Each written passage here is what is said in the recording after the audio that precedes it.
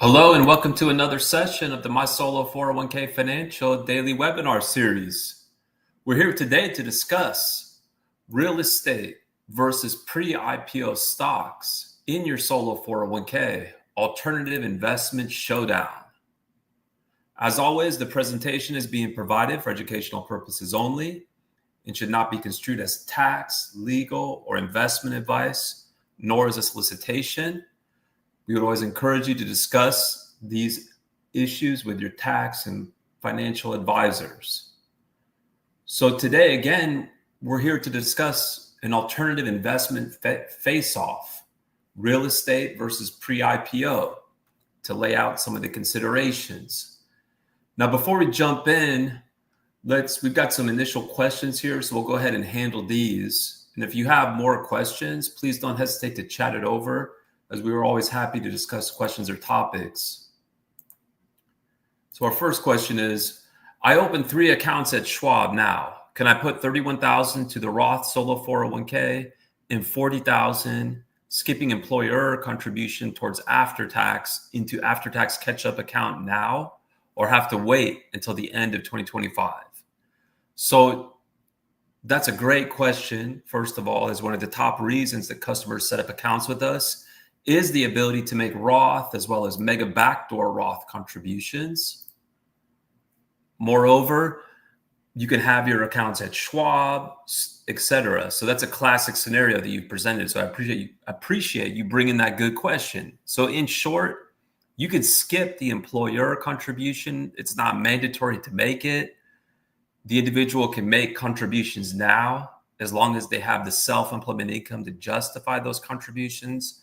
As long as ultimately when they file their 2025 taxes, they will report sufficient self-employment compensation to justify those contributions. Of course, it's also got to be within the limits, etc. Now, the overall limit for 2025 is $70,000, but if the individual is age 50 or older, then they are eligible to make additional catch-up contributions, assuming they haven't maxed out those catch-up contributions somewhere else, like at a day job. But so assuming the person's over 50, they've got the self-employment income to justify it, then yes, they could go ahead and just make those contributions. Now, of course, keep in mind that the after-tax contribution needs to go into a separate after-tax account before it gets moved over to the Roth Solo 401k brokerage account. And when the funds are moved over to the Roth Solo 401k brokerage account, that needs to be reported on a 1099-R. So the individual needs to let us know about that transfer by submitting the online form on our website to give us the information we need to prepare the 1099-R. But great question. Appreciate you bringing the good topic. I need to transfer pre-tax solo 401k from Fidelity to Schwab pre-tax solo 401k. Do not want to do cash in. Can I transfer online with stocks? So it is possible.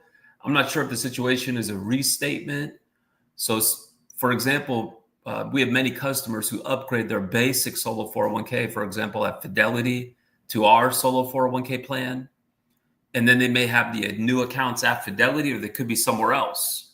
So if that pre-tax solo 401k account was really for the basic solo 401k plan that pre-existed, then was restated to our plan, and you want to do an in-kind transfer, the issue is that the names will need to match. So if you email us at support@mysolo401k.net with a quick synopsis of your situation and put the name of your plan in the subject line, then we can help guide you through the process. But in short, you're going to want to open up new accounts at Fidelity under the name of the restated plan. So now the account names match. And then work with Schwab to go and retrieve those assets from the account at Fidelity and move them over in kind to the new account at Schwab for pre-tax solo 401k funds. So that's the process in a nutshell. Is there any way to take advantage of the rule of 55 with my solo 401k? It sounds tricky because you have to leave your job to do it. But if you leave your job, don't you have to close the 401k? Exactly. So really, it's virtually never done, because in the context of a solo 401k, that means you would stop being self-employed. You'd be shutting down your self-employed business, which you're exactly right. It means that the 401k, the solo 401k that pertains to that business would likewise need to be shut down. But theoretically, it could be done. Hopefully that makes sense. So yes, please, thank you for bringing the questions. Feel free to chat over more questions. And if you are finding this to be helpful, if you please like this video on whatever platform you're on, whether it's on Instagram or YouTube or LinkedIn or X, or share it with others that you might find it useful. We would really appreciate that, as that'll help us to get the word out. But now we want to go through some slides that lay out the considerations for real estate versus pre-IPO stocks in your solo 401k, alternative investment showdown. So a solo 401k plan is a 401k plan that's specifically designed and available for self-employed individuals. Now, it's possible to have a basic solo 401k plan, for example, at a discount brokerage like Fidelity, but we offer a fully featured plan, including the ability to invest in alternative investments. So if you want to have the ability to invest in alternative investments, you can't just go with a basic plan. You got to go with a fully featured self-directed plan like the one offered by my solo 401k Financial. So our plan does allow for alternative investments. It does allow for real estate, as well as pre-IPO stocks, just to name a couple. Of course, there's others, alternative investments that are available, whether it's gold or crypto, etc. So generally speaking, and of course, this information is provided for educational purposes only. We're not giving investment advice, but generally speaking, pre-IPO stocks, real estate, there's plenty of stories out there where people have reported that they've received or obtained strong investment returns. Now, of course, these are totally different sectors or types of investments. So they have different risks, liquidity, tax implications. And so it's going to be helpful to kind of start to think that through for someone who's maybe considering different types of alternative investments. So the purpose today is to start to have that conversation, to lay out some important considerations based on our experience and feedback from clients. So let's first talk about real estate. So in the context of a solo 401k, there's different ways that our clients are investing in real estate, right? It could be direct. In other words, holding the property in the name of the solo 401k. So the title's in the name of the solo 401k, whether it's real estate rentals, commercial, raw land, or it could be indirect, right? So some type of private placement, a REIT, crowdfunding, syndications. So when it comes to real estate, typically there's going to be cash flow, right? Taking a simple example of rental real estate. You've got the tenants paying the income on a monthly basis. So just taking a quick example, that could be $2,000 a month, $24,000 a year. Now, it is possible to use leverage to invest in rental real estate properties or other types of real estate properties. If the individual is going to use their solo 401k to invest in real estate using leverage, it needs to be a special kind of leverage, special kind of financing called non-recourse financing. So that means that the solo 401k owner cannot guarantee that financing. The only recourse of the lender is the property itself. So typically, based on experience and feedback from clients or other experts in the industry, that means that the solo 401k investor is going to need to put down 50% or more, right? Because the lender's only recourse is the property itself. They're going to price it differently. Now, additional considerations, especially as you'll see when we talk about pre-IPO stock investments, is just generally speaking, real estate can be an inflation hedge, right? Because as inflation increases, oftentimes that translates to higher rents, higher real estate values.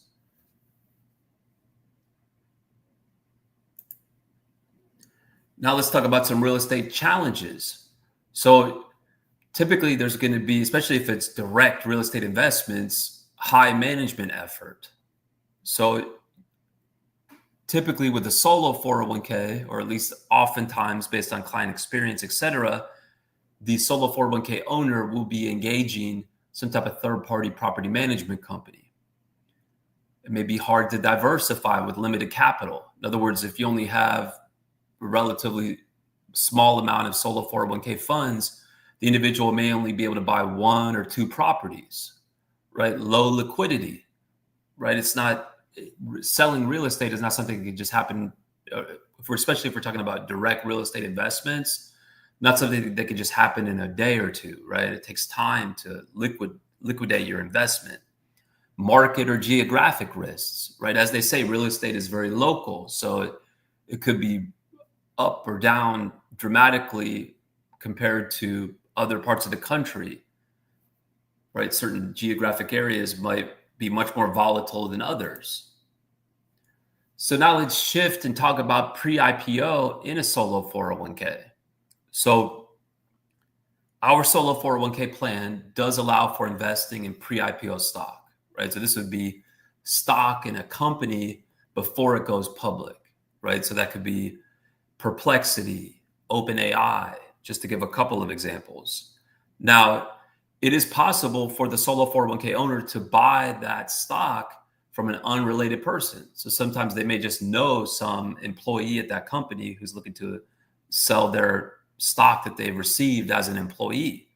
Or it could be for other investors. It might be a direct transaction. It could be on a marketplace like EquityZen or Carta or Forge Global.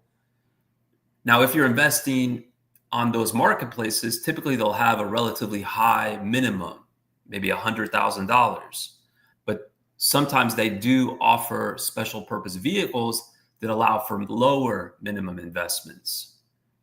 The growth potential with pre-IPO stock can be very high, right? There's many stories of individuals who've invested in pre-IPO stock where they've received 10, 50, 100x returns.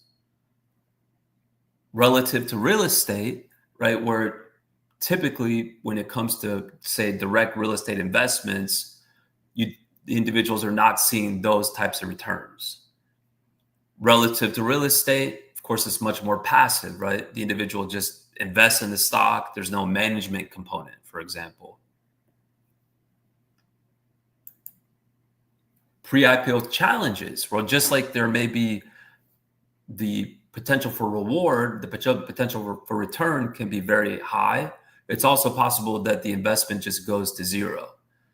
Contrast that with real estate, where typically the value of real estate is not going to zero. It might go down, but it typically wouldn't go all the way to zero. Whereas if someone invests in a pre-IPO company, it's possible that company its value will just go to zero. Liquidity, likewise, is also an issue because oftentimes that investment may be locked up until there's an IPO, right? Until the company goes public and the shares are traded on the public market, on the stock market, whether that's NASDAQ or the Dow Jones. No cash flow, right? Typically with the pre-IPO company, it's not paying any type of dividends, right? There's no money coming back to the investors, as opposed to real estate where it might be a rental property that's generating a rental stream. Low transparency, dilution risk. So by definition, the individual is investing in a company that's not public. So the information that's available about that company may be low, right? There may not be a tremendous amount of information as opposed to, for example, a public company where there's a lot of financial information that needs to be disclosed. So those are some of the considerations, tax considerations. In the context of a solo 401k, the growth is going to be tax deferred, regardless of whether it's real estate or pre-IPO stock, potentially tax-free, for example, if the investments are made via a Roth account. But in the context of real estate, property taxes will apply, even if the owner is a retirement account, even if it's a solo 401k. Whereas with the pre-IPO stock investment, relative to the real estate investment, it's going to have a simpler tax structure, right? There's no equivalent to real estate property taxes that apply to a pre-IPO stock investment.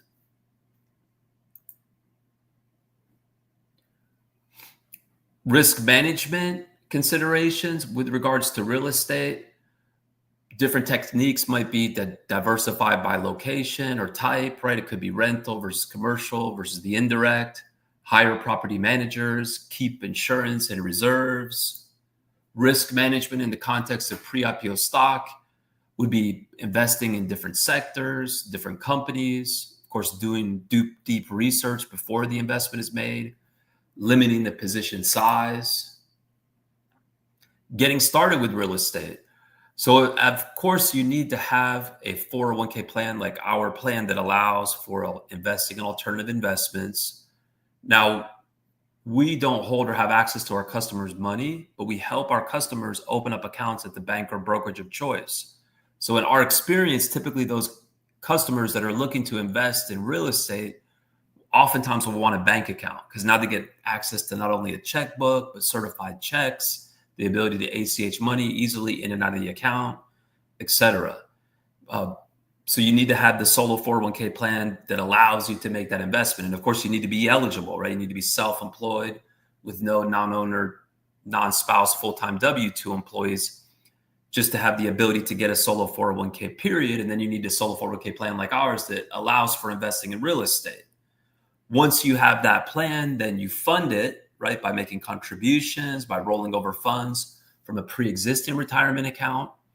And then like any investment, it's doing your research, right? Building, and specifically when it comes to real estate, building your team, right? Your agent, the attorney, the property manager.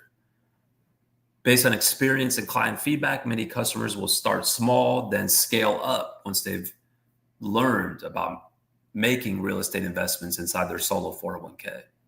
Now, when it comes to investing in pre-IPO stock, you need to be an accredited investor, right? If you look at the investment platforms like Forge Global, those are limited to accredited investors, right? So that's going to be typically either meeting an income requirement or a net worth requirement.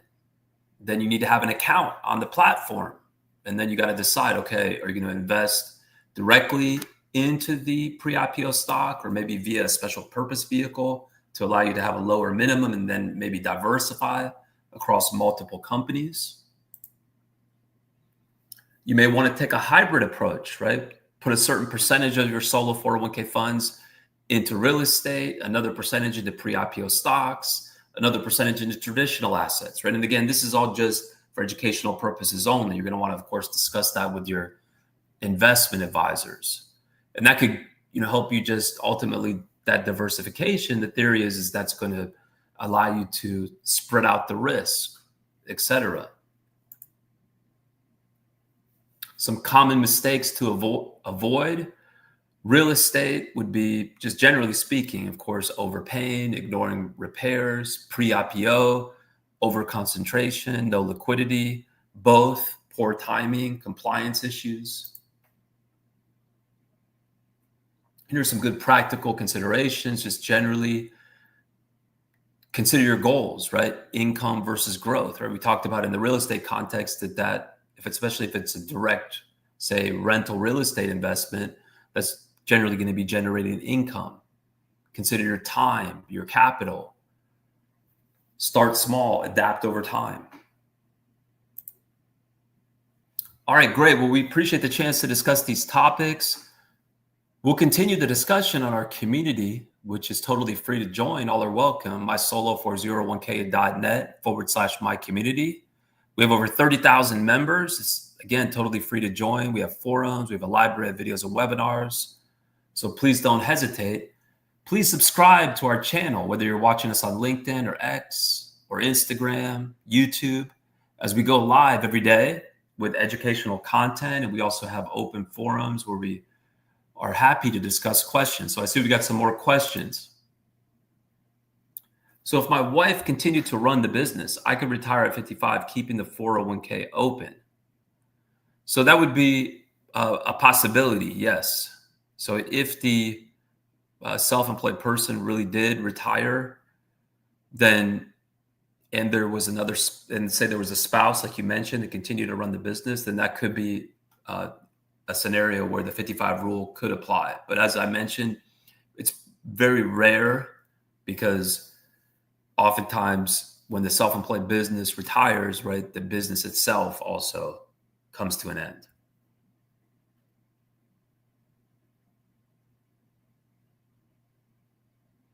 And I see we got a question about the status of a Schwab application. Let me see if I can pull up your account here. One second. Thank you for bringing your comment.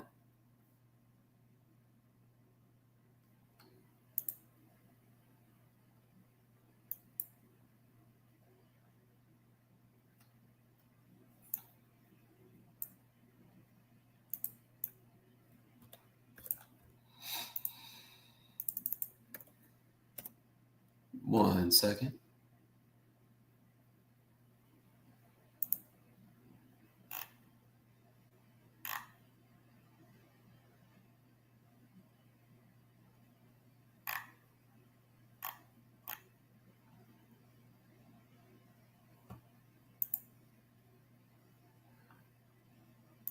It looks like they were sent to you on May 9th.